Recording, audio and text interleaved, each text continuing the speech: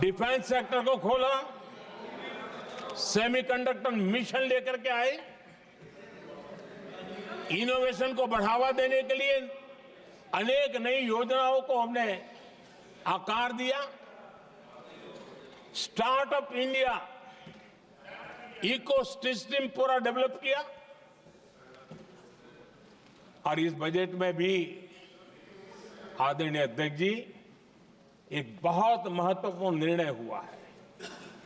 12 लाख की आय पर income tax की माफी, ये समाचार इतना बड़ा बन गया कि बहुत सी महत्वपूर्ण चीजों पर अभी भी कुछ लोगों का ध्यान नहीं गया है। वो महत्वपूर्ण निर्णय हुआ है, हमने न्यूक्लियर एनर्जी सेक्टर को ओपन कर दिया और इसके दूरगामी सकारात्मक प्रभाव और परिणाम देश को देखने के लिए मिलने वाले हैं। आदरणीय अध्यक्ष जी, AI, 3D printing, robotics, virtual reality की चर्चा हम तो गेमिंग का भी महात्मा क्या होता है इसके लिए भी प्रयास करने वाले लोगों में से। मैंने देश के नौजवानों से कहा है कि दुनिया का गेमिंग क्रिएशन का, क्रिएटिविटी वर्ल्ड का कैपिटल भारत क्यों न बने। और मैं देख रहा हूं बहुत तेजी से हमारे लोग काम कर रहे हैं।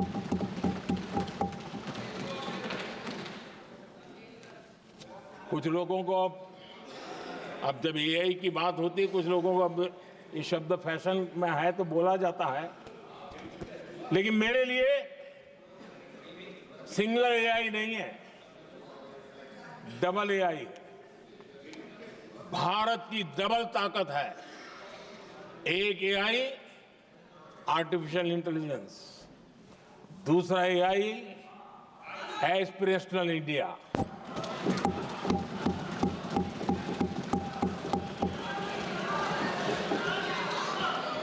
हमने स्कूलों में 10,000 टिंकरिंग लैब्स शुरू किए और आज उन टिंकरिंग लैब से निकले बच्चे रोबोटिक्स बना करके लोगों को चकित कर रहे हैं। और इस बजट में 50,000 नए टिंकरिंग लैब्स उसका प्रावधान किया गया। भारत वो देश है जिसके इंडिया एआई मिशन को लेकर के पूरी दुनिया बहुत आशावादी है और विश्व के एआई प्लेटफॉर्म में भारत की मौजूदगी एक महत्वपूर्ण स्थान प्राप्त कर चुकी है। आदरणीय अध्यक्ष जी, इस साल बजट में हमने डीप टेक के डोमेन को में इन्वेस्टमेंट की बात की है और डीप टेक मैं समझता हूं हमारे लिए तेज गति से आगे बढ़ने के लिए और 21वीं सदी पूरी तरह टेक्नोलॉजी ड्रिवन सेंचुरी है। ऐसे में हमारे लिए आवश्यक है कि भारत डीप टेक के क्षेत्र में बहुत तेजी से आगे बढ़े। आदरणीय अध्यक्ष जी, हम लगातार युवा भविष्य को ध्यान में रखते हुए काम कर रहे हैं, लेकिन कुछ दल हैं जो लगातार युवाओं के साथ धोखा कर रहे हैं, उन्हें धोखा दे रहे हैं। ये दल चुनाव के दरमियान ये भत्ता देंगे, वो भत्ता देंगे, वादा तो करते हैं लेकिन पूरा नहीं करते हैं। ये दल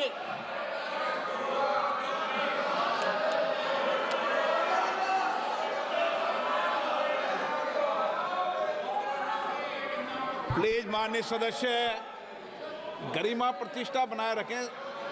भारत की संसद में आप प्लीज बैठे बैठे टिप्पणी नहीं करें, और नए माननीय सदस्य बैठे बैठे टिप्पणी कर रहे हैं।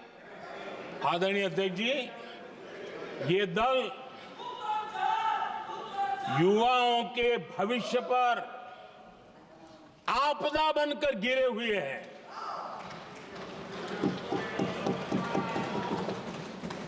आदरणीय अध्यक्ष जी, हम कैसे काम करते हैं ये हरियाणा में अभी अभी देश ने देखा है। बिना खर्ची, बिना पर्ची नौकरी देने का वादा किया था। सरकार बनते ही नौकरी मिल गई नौजवानों को। हम जो कहते हैं उसी का परिणाम है। आदरणीय अध्यक्ष जी, हरियाणा में तीसरी बार भव्य विजय और हरियाणा में के इतिहास में तीसरी बार विजय, ये अपने आप में ऐतिहासिक घटना है।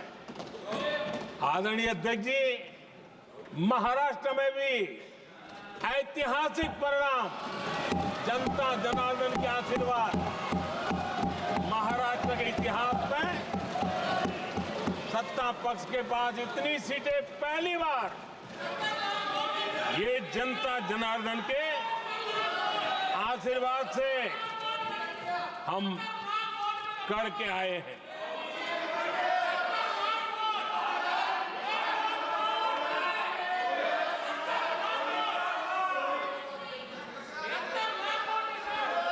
कुछ समझते आदरणीय चीजों को। अध्यक्ष जी, कल जवाब दिया था ना आपको। चलिए। आदरणीय राष्ट्रपति जी ने अपने अभिभाषण में हमारे संविधान के 75 वर्ष होने पर भी विस्तार से चर्चा की है। आदरणीय अध्यक्ष जी, संविधान में जो धाराएं हैं उसके साथ साथ संविधान का एक स्पिरिट भी है, और संविधान को मजबूती देने के लिए संविधान की भावना को जीना पड़ता है। और मैं आज उदाहरणों के साथ बताना चाहता हूं। हम वो लोग हैं जो संविधान को जीते हैं।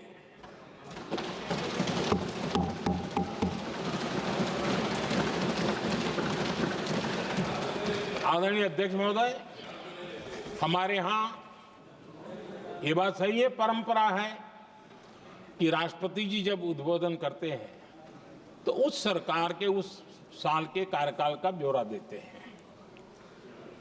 उसी प्रकार से राज्यों में गवर्नर का जो उद्बोधन होता है सदन में, वो उस राज्य के कार्यकलापों का ब्यौरा देते हैं।